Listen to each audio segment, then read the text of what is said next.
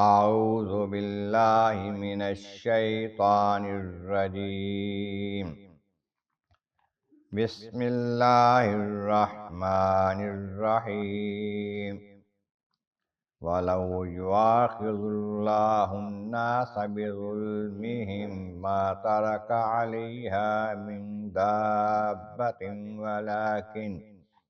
ولكن يؤخرهم إلى أجل مسمى فإذا جاء أجلهم لا يستأخرون ساعة ولا يستقدمون ويجعلون لله ما يكرهون وتصف ألسنتهم الكذب أن لهم الحسنى لا جرم أن لهم النار وأنهم مفرطون صدق اللہ العظیم۔ حمد و ثناء رب کریم اور درود و سلام بر سید خیر الانام کے بعد سورۃ النحل کی آیت نمبر 61 اور 62 تلاوت کی گئی ہیں جو 14ویں پارے کے 14ویں رکوع میں ہے۔ اس سے پہلی آیتوں میں فرمایا گیا کہ یہ بت پرست کفار اللہ تبارک و تعالیٰ کی بیٹیاں بتاتے ہیں، فرشتے اللہ کی بیٹیاں ہیں، وہ پاک ہے ان چیزوں سے جو یہ کہتے ہیں، اور اللہ تبارک و تعالیٰ جل شانہ کے ساتھ ایسی چیز لگاتے ہیں، اگر ان کو بیٹی کی خبر دی جائے نا، بیٹی ہوئی ہے تمہارے گھر میں، سارا دن ان کا چہرہ جو ہے بس مرجھایا ہوا رہے، سیاہ پڑا رہے اور غصے میں رہیں کیوں بیٹی ہوئی ہے، اور پھر اپنی قوم سے چپتا پھرے اس برائی سے کہ میرے گھر بیٹی آئی ہے۔ تو یہ پھر سوچتا ہے کہ کیا اس کو روک لوں، ذلت کے ساتھ رکھ لوں اس کو، یا اس کو مٹی میں دبا دوں، زندہ دفن کر دوں۔ تو کیسا برا حکم لگاتے ہیں، اپنے لیے وہ پسند کرتے ہیں، اللہ کے لیے کیا پسند کرتے ہیں۔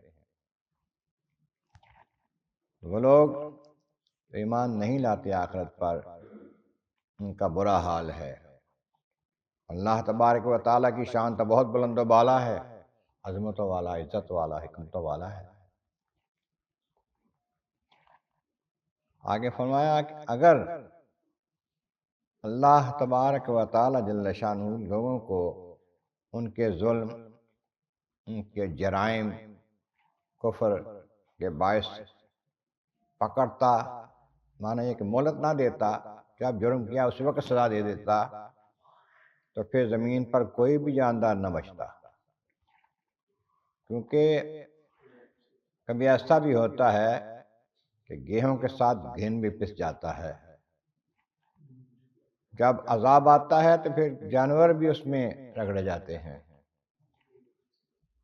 اس پاک میں آتا ہے کہ جب عذاب قوم پر آتا ہے نا، خشک سالی کا یا اور قسم کا، تو چڑیاں بھی جو ہیں اپنے گھونسلوں میں اس خشکی بھوکی مر جاتی ہیں۔ اور جب عذاب آتا ہے تو جانور بھی نہیں بچتے۔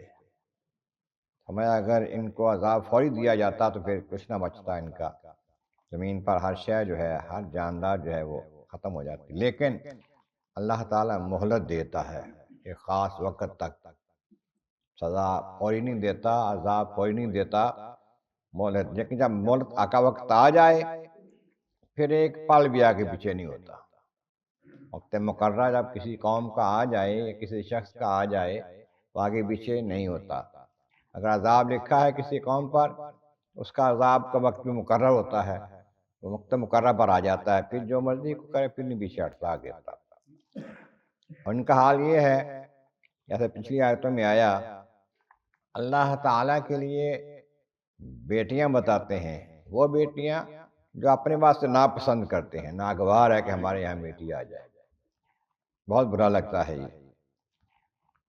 اور اپنی زبانوں سے ایسے جھوٹ کہتے ہیں کہ جی ہمارے واسطے ہی بھلائی ہے، اگر دنیا میں ہمیں عزت ملی ہے، دولت ملی ہے، شہرت ملی ہے، اگر قیامت آئی، اگر حساب و کتاب ہوا تو تو پھر جنت اور نعمتیں ہمارے واسطے ہی ہوں گی، جھوٹ کہتے ہیں۔